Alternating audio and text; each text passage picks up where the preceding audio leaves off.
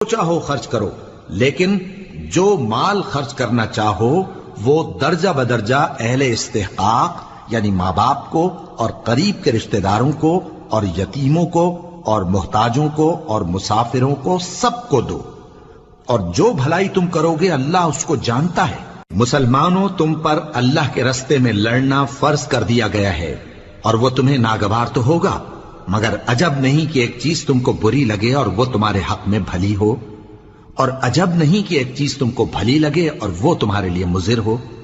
اور ان باتوں کو اللہ ہی بہتر جانتا ہے اور تم نہیں جانتے۔ اے پیغمبر، لوگ تم سے عزت والے مہینوں میں لڑائی کرنے کے بارے میں دریافت کرتے ہیں، کہہ دو کہ ان میں لڑنا بڑا گناہ ہے، اور اللہ کی راہ سے روکنا اور اس سے کفر کرنا اور مسجد حرام یعنی خانہ کعبہ میں جانے سے بند کرنا اور اہل مسجد کو اس میں سے نکال دینا جو یہ کفار کرتے ہیں،